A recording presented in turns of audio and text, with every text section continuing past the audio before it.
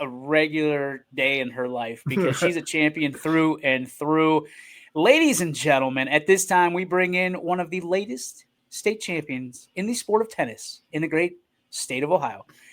We bring in Genevieve Hayden. Congrats, champ. How are you? Thank you. I'm good. How are you? We're wonderful. I'm not as good as you, That but was good. we'll work to get better. As I'm sure Yeah. you've done over the course of your career. Talk to us about the fruits of your labor to be able to hold that trophy up high, not just once, but like Anthony said, twice in the past week. What's it been like?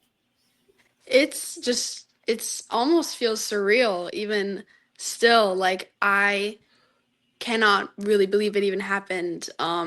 Obviously last year, I was a freshman and I got second in the state. So it was still a good run, but I was still very hungry to like get a title and win for not just myself but my team as well.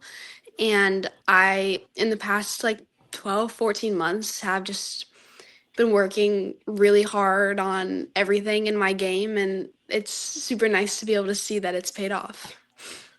What a match this state championship was in the individual singles tournament. You go up against Indian Hills senior Sophia Thompson, and you win the first set win the first game 6-4. And the second set doesn't go your way 5-7, and then you win the third 6-2. Talk about the ebbs and flows of that roller coaster match and what it took to kind of center yourself and have the best set in the last one 6-2. I'm sorry, I cannot hear you. Am I I on? don't know why. Yeah, I got you, Anthony. Okay. Okay. Obviously you had some ebbs. You can hear me, right? Yeah. All right, you had some That's ebbs and flows in that championship match. What was it like for you to kind of settle things out and then obviously become a champion? um I mean, it was again like great to see that I was able to figure it out. That is one thing that I struggled with last year and I've been trying to work hard on in the past, 14 months.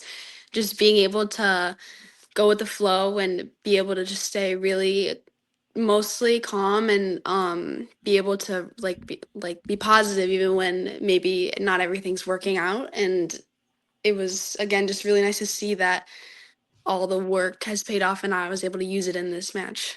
Genevieve, to be able to do this as an underclassman, I mean, I mean, we know the history of tennis at Orange and how spectacular it is, but to do this as a young lady who has so much career left, what does this say and what does this do for you to want to continue this and do better each and every year moving forward?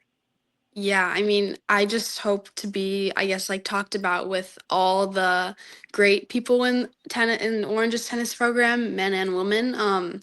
My coach, mentions a whole bunch of names every year, and I hope to be mentioned as one of those if when I graduate, and the next generations of like coaches and people on my team can be like, oh my God, like Genevieve Hayden, like she was like a really great tennis player, and I hope to be remembered as like just like I hope to have like a good legacy. Now that you've already accomplished the highest goal you can with a state championship, what's next? Like, how do you raise the bar as you keep going? Can you hear him yet? No, I don't know. Okay. I don't know. That's weird. I Sorry. can hear. I can hear both of you. He's asking, how do you raise the bar as you keep going from year to year? I mean, I have like expectations that I have want myself to complete, so it's more just like the little things, like obviously ranking wise and just like with the way like the where I am in the state matter. But I am just hoping to improve my game steadily, slowly, and just work on the little things. Cause I mean, I think I have a lot of the major things you need in it, but it would just be to have like the little details and maybe just the little parts of matches to make me a better player would really matter. I'm interested because I'm a chip on the shoulder guy, right? So, when I lose, that's what keeps me going because I want to do Hmm. better. For you, Hmm. what are your motivators? I mean, you've got it. You're at the top of the mountain. How do you keep yourself motivated to get better, and how do you go about doing that? I also I am a self-motivated person and I'm also partially a perfectionist. I love everything to be like, even though I am at the top now, I do play like USTA and outside of school, so it's just reaching towards like being, an even higher 5-star recruit or an even higher ranking or winning states, hopefully the next 2 years. I'm just always trying to reach for more. And I thankfully am able to do that just by being myself. We know that you're not just great on the court, but also in the classroom. What a 4+ GPA. Yeah. Talk to me about that. How do you keep everything balanced, knowing that you're obviously going to have to do well on and off the court and in and out of the classroom? Yeah, I mean, I just have been, I've, even through middle school, I was always having a busy schedule. And I just have been able to work a lot on my time management skills and organizing and just kind of being ahead of schedule almost. So, if I was going to miss a day in school for a high school match or something, going to states, I would talk to my teachers before. I do take some online classes, so that does make it a little easier, but it's just all about time management skills for me. Who are your major influences? I mean, obviously you're you're very well put together young lady when it comes to getting things done. GSD. Yeah. But when you think about the people that have put you in the category to do what you're doing, informed you and molded you into the great young lady that you are today, who are those people and how have they motivated you? I mean, I guess like in the tennis world and the people who play pro, it's like Sabalenka and Alcaraz just because of their tennis skills and how they are as a person on and off the court. I love Sabalenka. I just love the emotion and the energy she brings to the game, and it's honestly the same with Alcaraz. But a lot of the people that I look up to when it comes to like schoolwork and just being like a good tennis player in general is like a lot of the people that have gone through where I train in Orange. They're all amazing people, and even though some of them aren't even that much older than me, I think that they're amazing and they all have something that I can learn from. You seem very proud to be from Pepper Pike and to be part of the Orange community. Walk me through and just explain what it means for you to not only represent on and off the floor or on and off the court, in and out of the classroom, but also to be able to say that you are amongst those great champions that have worn the black and orange.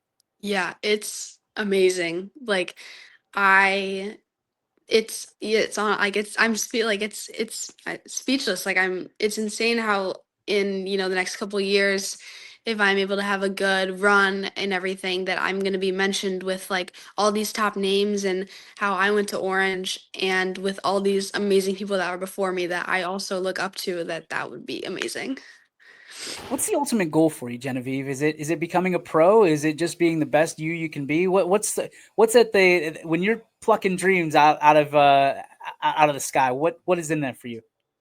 I really hope to, hopefully when I graduate high school to play in a D1, like a really good D1 college. I I mean, depending on how that goes, I could maybe try and go pro or not, but my long-term goal right now that I'm focused on is playing in a D1 college. That's just what I have been wanting to do even since I was in middle school. It's like I want to go somewhere good and I want to be able to play on a really great team. So I guess really that's my main long-term goal right now. Do you have an idea what you want to study? Not really yet. Something with like science or maybe biology, but I am not sure like the specifics of it yet. Talk about your family if you could and what they mean to you, the support that they bring and what character they've kind of shared with you and in your DNA. Yeah.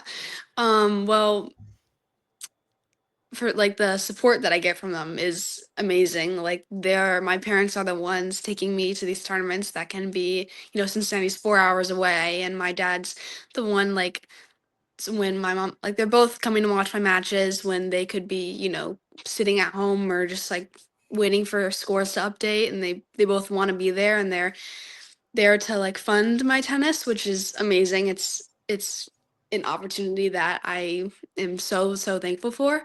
Um, so they are definitely one of my biggest support systems. And then finally, I have to ask you. I mean, being that you're now officially a role model and one that young girls and young boys are looking up to, what advice would you give those little kids that you wish someone gave you growing up, especially in the sport of tennis that doesn't get a whole lot of recognition? Yeah. Something that I have actually been told, which I'm going to pass down, is to just trust the process. You know, you never want, so a lot of people are very results focused in many sports, and I think especially tennis. And I think it's important for a lot of younger kids who are focusing on maybe the developmental skills and the technique, and especially the mental skills, to just trust the process and let the results follow. Genevieve, we are so proud of you. We're huge fans. Congratulations Thank on all you. your success at such a young age. We're looking forward to next year and the year Thank after and you. all the great things that are going to come to you. So thank you for taking some time out for us today. Best of luck to you and congratulations once again. Thank you. Thank you so much for having me. You got it. Thank you. Ladies and gentlemen, Genevieve Hayden. All right, let's see if Anthony's back. You You all can right? hear me though, right? I can hear you loud and clear. I have Okay, no so idea what happened. hopefully Russ can hear me.